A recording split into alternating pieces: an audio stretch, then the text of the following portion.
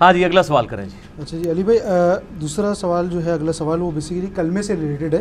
جیسے ہمیں پتہ ہے کہ ہمارا کلمہ تو ہے لا الہ الا اللہ محمد رسول اللہ.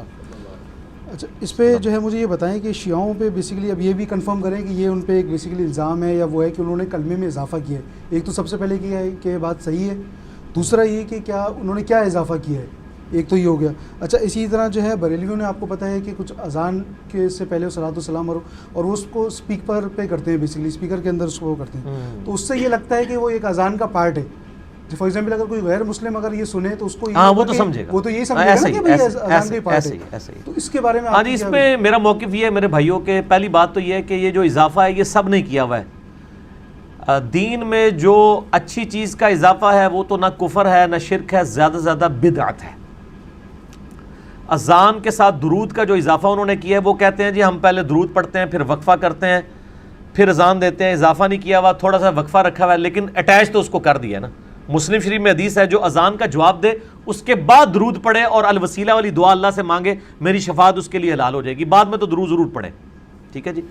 پہلے والا جو درود ہے وہ اذان کے ساتھ اس طریقے سے جوڑ کے، تو اس کی مخالفت تو خود غلام سعود سعیدی رحمہ اللہ تعالی جو پاکستان لیول کے محدث تھے بریلویوں کے اور علمی اعتبار سے میرے استاد بھی ہیں، انہوں نے تو باقاعدہ خود اس کے خلاف لکھا ہے اور انہوں نے بڑا یعنی سخت الفاظ میں لکھا ہے شرح صحیح مسلم میں کہ حضرت بلال ہم سے زیادہ عاشق رسول تھے، وہ اذان سے پہلے وقفہ کر کے درود نہیں پڑھا کرتے تھے.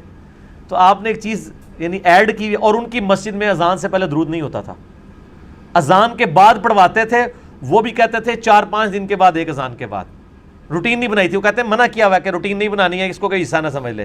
اور 4-5 دن کے بعد اس لیے کہ ہم پہ کوئی وہابی ہونے کا فتویٰ نہ لگا دے. ظاہر ہے دونوں طرف بیلنس رکھنی پڑتی ہے نا، کیا کریں آپ کس معاشرے میں رہ رہے ہیں. پتہ ان کو بھی تھا، انہوں نے لکھ دی ہے یہ بات شرح صحیح مسلم کے اندر.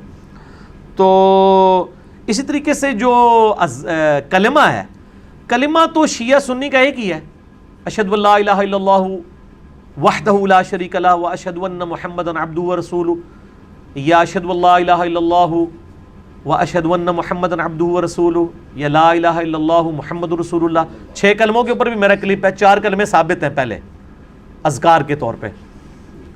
تو آپ لکھ دیں 6 کلموں کا ثبوت انجینئر محمد علی مرزا، تو نکل آئے گا وہ کلپ. باقی جو شہادت ثلاثہ اسے کہتے ہیں، تیسری شہادت، یعنی اشہد ان علی ولی اللہ، کہ ہم گواہی دیتے ہیں کہ علی جو ہیں وہ اللہ کے ولی ہیں.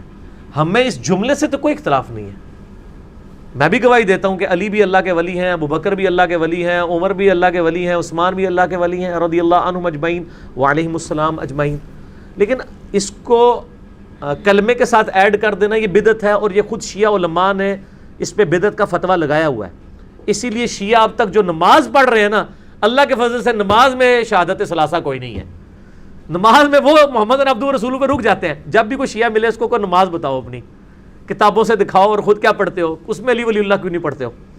اذان میں تو ایڈیشن کر لی، وہ تو اہل سنت میں بھی بریلویوں نے درود شریف کے حوالے سے ایک وہ ایڈیشن والا معاملہ کر دیا.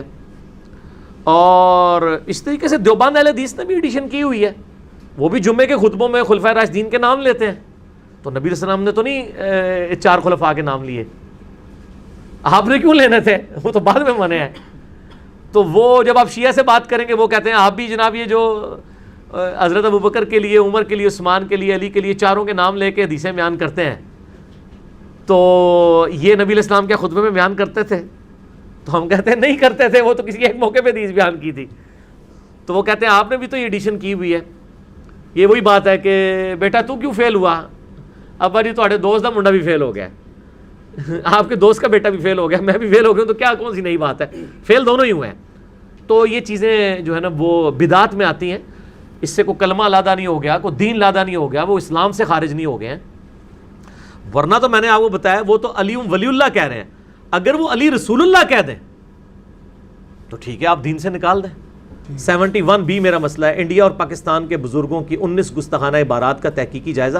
اس میں آپ کو پتہ چل جائے گا یہ کلموں والے مسئلے کس کس نے کیے ہوئے ہیں. ٹھیک ہو گئے.